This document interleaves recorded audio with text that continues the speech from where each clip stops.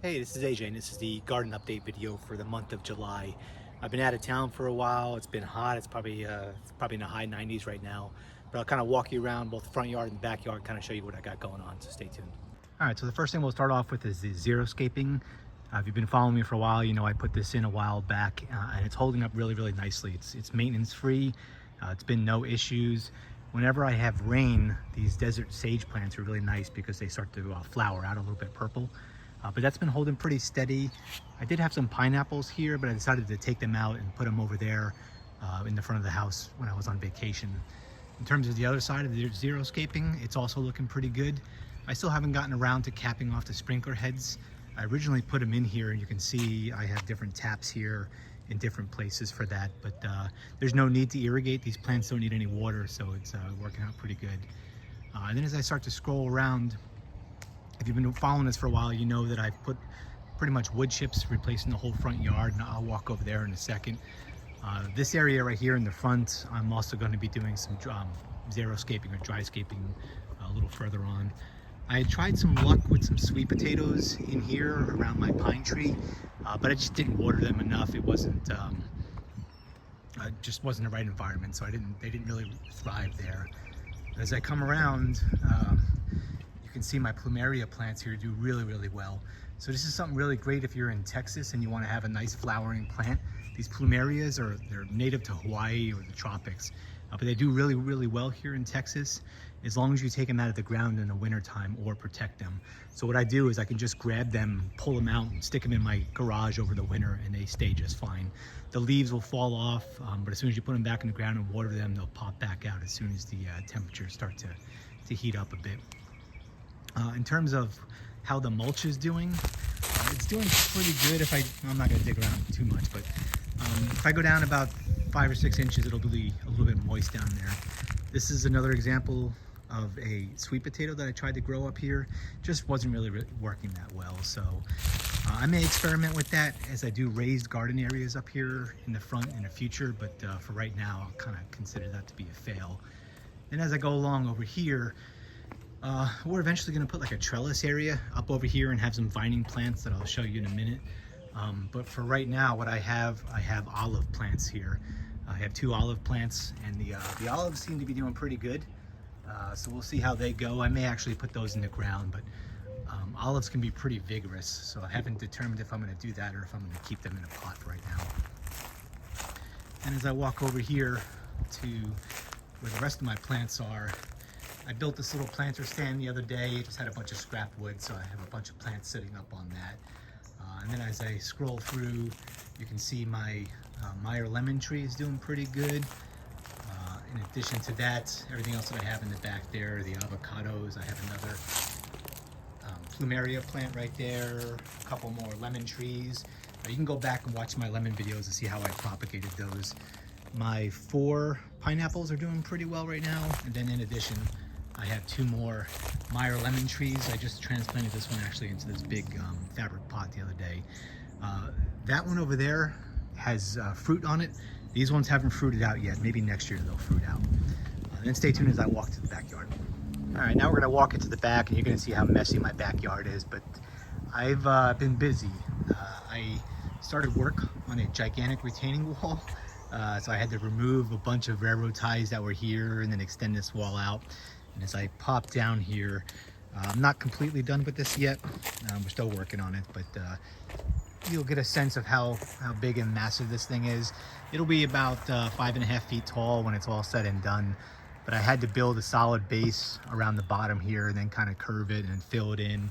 And what you see here, this little fabric stuff, this is what they call a geotextile fabric. So it acts as like kind of like a pole that pulls the bricks in, and as I put the rocks down, it kind of keeps it locked in place. But I have another course of bricks that I have to put on that. I'll do that when the weather cools down a bit. And then that'll be all said and done, and I can grade this area out and everything will be good. Now let's head over to the back of the property here. Compost, as always, is going pretty well. I still have a pretty decent pail of compost, the Johnson Sioux compost that I made a while back. So that's doing really, really good. I have more than I need. A little bit goes a long way. And then I have next year's sitting right here right now. So when I filled this up, it was probably up to the top or so, and now it's made its way down.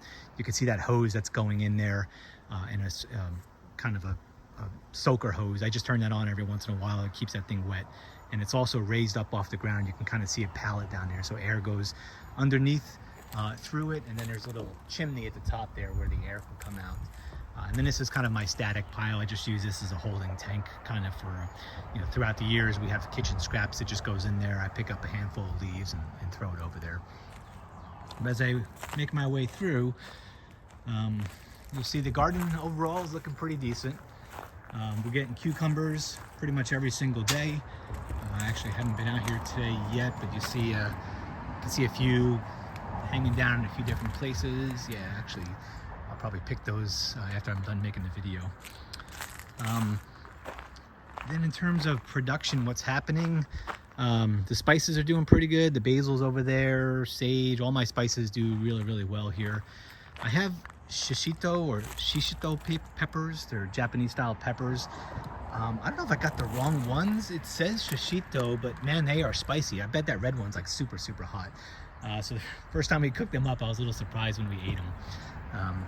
Squash, I may have one squash. They just don't hold up here well in Texas over the summer heat, so kind of giving up on that. A little tip on comfrey. So you'll see I have comfrey kind of spread throughout the property here. If you're going to grow comfrey in Texas, just make sure it's not getting full sun all day. It'll just get burnt down. It kind of won't make it. But as I scroll around, you can see, wow, I got a huge, I better pick that cucumber right now. So some of these cucumbers, actually I got two of them, they get super big really, really quick. So this is a Japanese style. So they stay a little thinner. It's not like your English style, but they look pretty decent size. So I'll turn those into kind of like a kimchi. That's the way that I like to eat them, especially when we get so many of them. And actually, I said I wasn't going to do this, but I have one. Actually, man, I got two more down here. So the thing with cucumbers is you got to pick them before they turn yellow. Let me throw these down here for now, because once they turn yellow, it's just kind of a signal to the plant to start dying. So if you let one turn yellow, the plant's pretty much going to die pretty soon. So this one, the bugs got that one a little bit, so I'm just going to throw that over the fence, let the deer have that a little bit later on. Wow. Man, I tell you, cucumbers, you can't let them go. I got a few more here. Another big one right there. Wow, this one's huge. Yeah, too big. So when they get too big, I just give them to the animals. They'll go over there, they'll be gone tomorrow. Put this one over here with the other ones for right now. And I have another plant over there. I got cucumbers everywhere, so that's working out pretty well for me. Let's see, asparagus. Asparagus is always doing pretty good. I let it kind of just grow out this time of year. Once the weather starts cooling down, I'll cut it back and I'll get more shoots coming out of that. Tomatoes, they're vigorous, but I'm not actually getting a lot of tomatoes. Let's see, are these any good? Actually, that one's not too bad. So you can pick these tomatoes once they start turning a little reddish. It's probably the best time to pick them. This variety right here is actually from Thomas Jefferson's garden in Monticello up in Virginia. So kind of like an heirloom tomato. Tastes really, really good. I got one more over here. So I'm getting some, just the production is not great. I have some more squash down there. You can see that's the kind of the scallop squash. You can see it. There you go.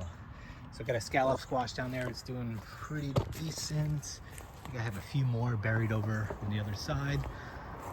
Then over here, eggplant's starting to come in pretty good. We got a whole bunch of tomatoes here as well. They may pick up after the summertime. Then I have watermelons. I kind of gave up. I thought these watermelons were done for the year, but as you can see, I'm getting a few here and there, so I'm pretty happy with that. Tomatoes are kind of spreading all over the place. Or watermelons are spreading all over the place, so that's a good thing. I'm happy with that. I had a few people asking me about my sugarcane.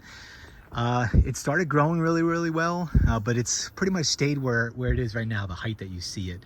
I've been watering it. If I dig in there right now, it's pretty moist. I don't know if the heat's just killing it or what, but keep my eye on it, see how it does throughout the year. So I start to come over here. You can see all my plants that I usually show are doing pretty decent. I got another cucumber over there. That's a little persimmon tree that I'm really hoping for. They're supposed to do really well here in Texas, so we'll see how that does. Then as I look around, I got a mixture of sweet potatoes and some other things in there as well. Somebody had asked me how my red banana plant is doing. It's doing really, really good. So if you look back, I had an old video where I showed that this had kind of died back. I wasn't sure if it was gonna make it back this year after the freeze that we had last year, but it's doing really, really well. And there's another example of comfrey. So this comfrey, I had planted in several areas, including some spots over here, but because of the direct sun, they just didn't make it.